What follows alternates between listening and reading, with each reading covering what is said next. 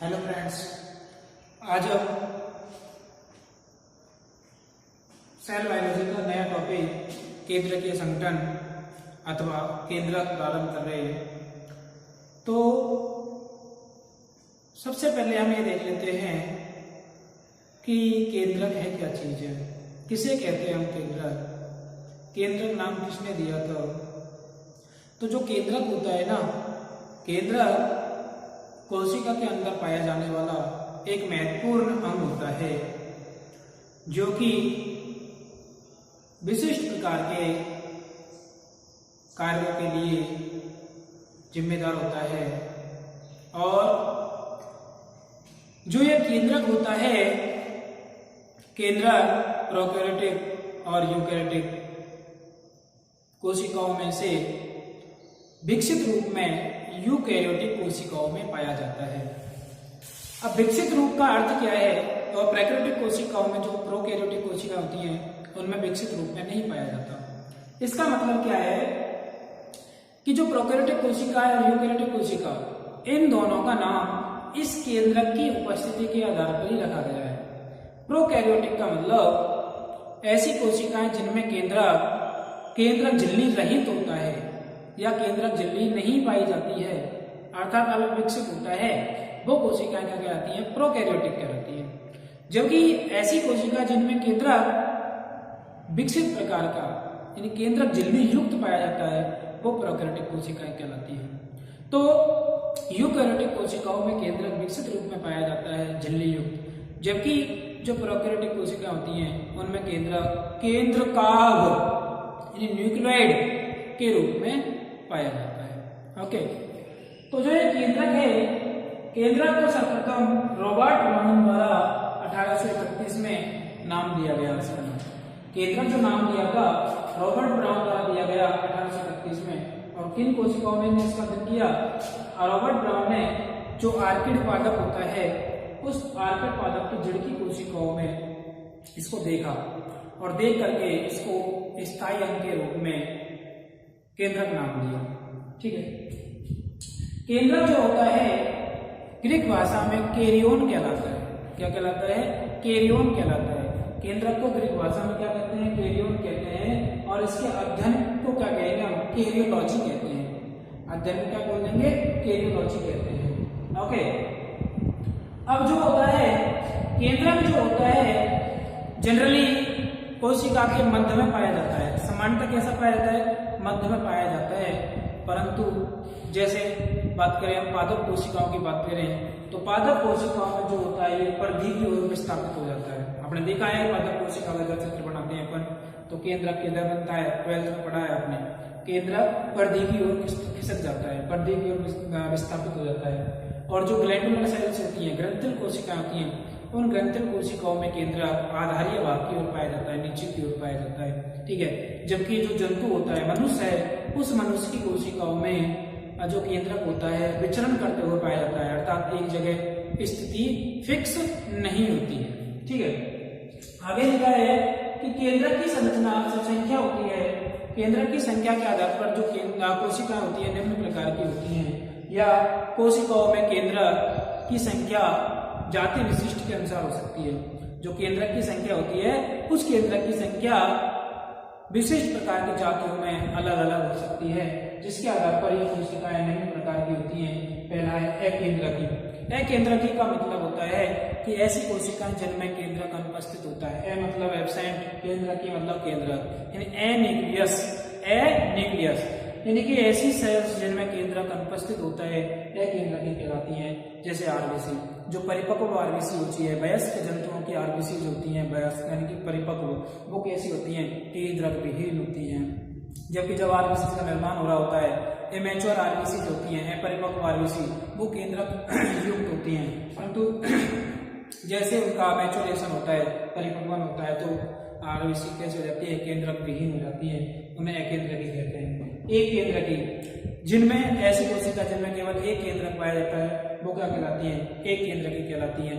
जैसे बात करें अधिकांश जितनी भी कोशिका होती हैं वो सभी की सब अधिकांश कोशिकाएं कैसी होती हैं, एक केंद्रकी होती हैं।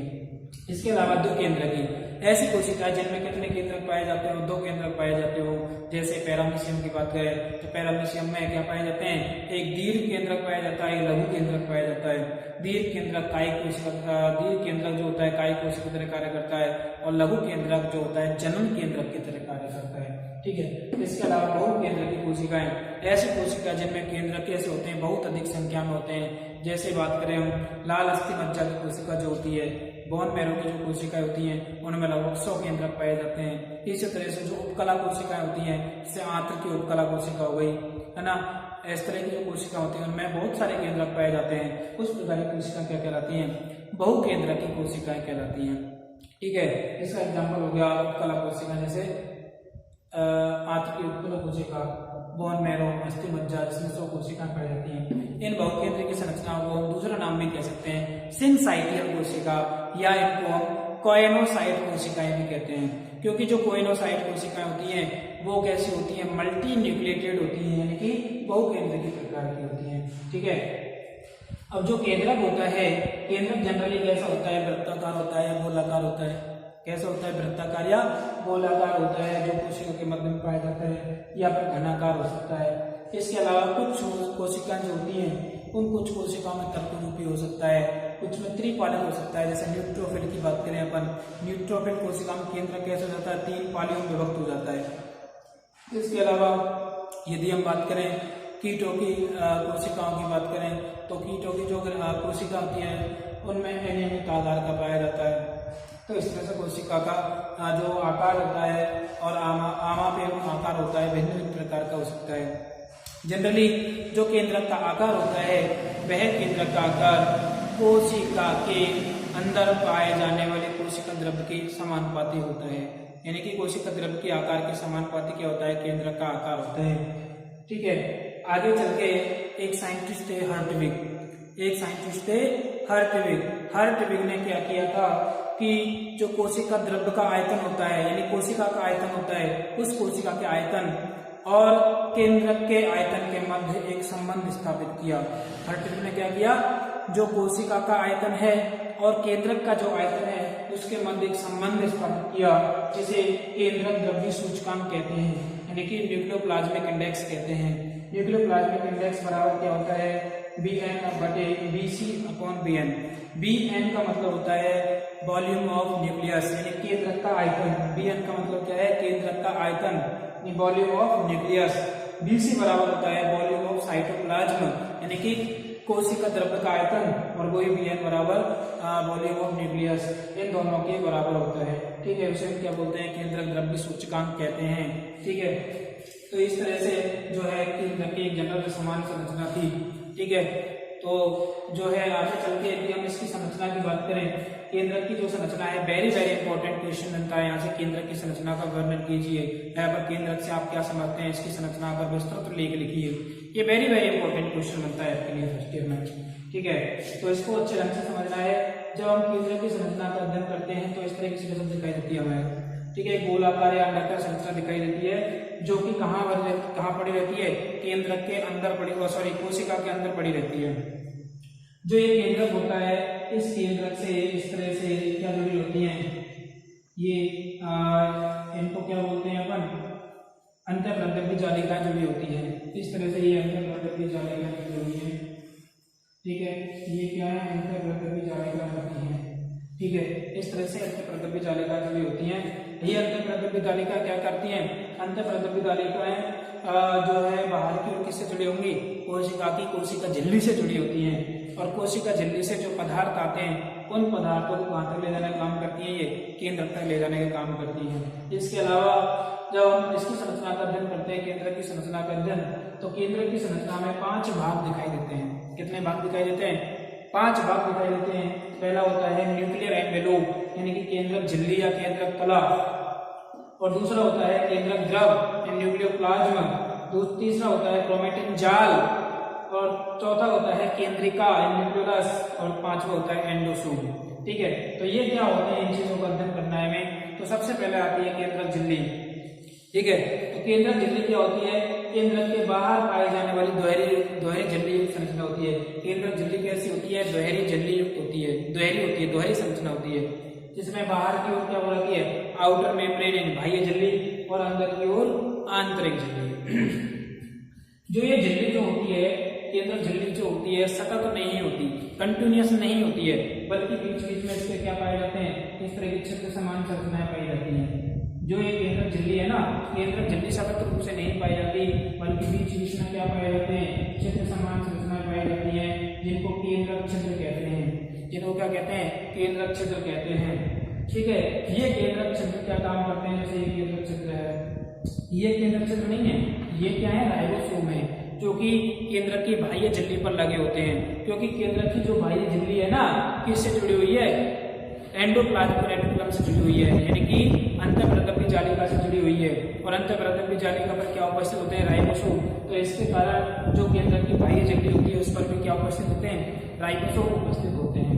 ठीक है, आगे जब हम बात करते हैं तो ये केंद्रक छिद्र जो है, केंद्रक छिद्र केंद्रक के अंदर पदार्थों के प्रवेश कराने के लिए महत्वपूर्ण होते हैं।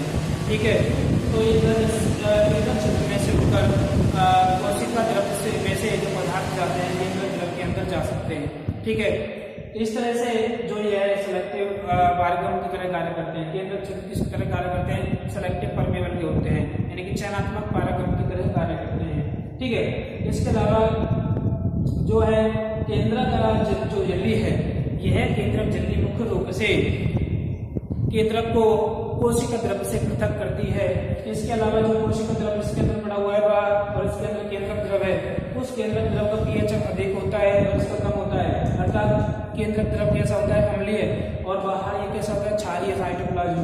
तो इन दोनों के मध्य अंतर को बनाए रखते हैं। ठीक है, इसके अलावा सुरक्षा प्रदान करने का कार्य करता है। ठीक है, इसके अलावा ये सिलेक्टिव परमेबल होती है। तो इस तरह से केंद्रक झिल्ली के विभिन्न प्रकार के कार्य होते हैं। ठीक है, दूसरा होता है केंद्रक द्रव। यह केंद्रक द्रव क्या होता है, केंद्रक झिल्ली से सीमित पड़ा हुआ द्रव, केंद्रक झिल्ली से सीमित पड़ा हुआ द्रव क्या कहलाता है, केंद्रक द्रव कहलाता है। जब केंद्रक द्रव की अगर हम रासायनिक संगठन की बात करें, तो केंद्रक द्रव जो होता है, इसके अंदर जो केंद्रक द्रव पड़ा हुआ है, केंद्रक द्रव प्रोटीन, इसके अलावा प्रोटीन में हिस्टोन और नॉन हिस्टोन प्रोटीन आती है।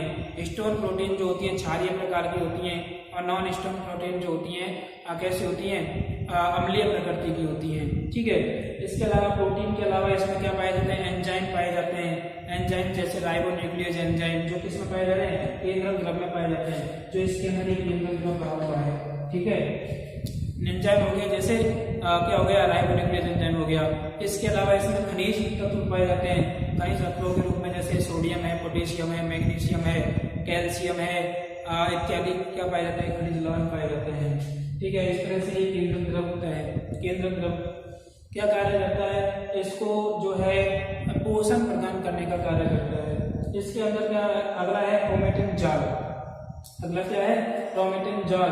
क्रोमेटिन जाल क्या है कि जो केंद्रक के अंदर क्या बना रहता है, अनुवांशिक पदार्थ डीएनए उपस्थित होता है। केंद्रक के अंदर क्या उपस्थित होता है, अनुवांशिक पदार्थ डीएनए उपस्थित होता है, और वह डीएनए जो होता है ना, किसके रूप में होता है, प्रोटीन के रूप में सस्पेंडेड रहता है, यानी प्रोटीन के रूप में जो है एक तरह से प्रोटीन के रूप में एक जालनुमा संरचना बनाए रहता है।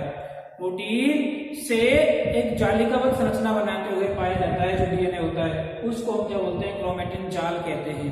क्या कहते हैं, क्रोमेटिन जाल कहते हैं। तो जो ये इसके अंदर ये क्रोमेटिन जाल है, और जो किससे लिपट कर बना हुआ है, प्रोटीन पदार्थ से लिपट कर बना हुआ होता है, जिसे हम क्या कह रहे हैं, क्रोमेटिन जाल। ठीक है, यह क्रोमेटिन जाल कहीं पे अधिक गहरा और कहीं पे कम गहरा होता है। जिस तरह से ये जो क्रोमेटिन जाल समान संरचना दिखाई दे रही है, ये क्या है, क्रोमेटिन जाल है।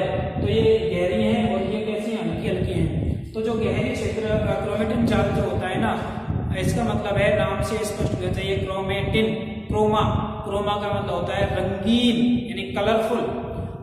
टिन मतलब एक तरह से स्काई समान संरचनाएं, रंगीन संरचनाएं। ठीक है, तो ये जो क्रोमेटिन जाल होते हैं, क्रोमेटिन जाल को हम क्या बोल सकते हैं, क्रोमेटिन तंतु या क्रोमेटिन पदार्थ भी कह सकते हैं। क्रोमेटिन पदार्थ से मिलकर बने होते हैं ये क्रोमेटिन जाल। ठीक है, तो क्रोमेटिन पदार्थ या क्रोमेटिन तंतु जो होते हैं ना, दो प्रकार के होते हैं। कितने प्रकार के होते हैं, दो प्रकार के होते हैं। पहला होता है हेटेरोक्रोमेटिन, पहला होता है हेटेरोक्रोमेटिन,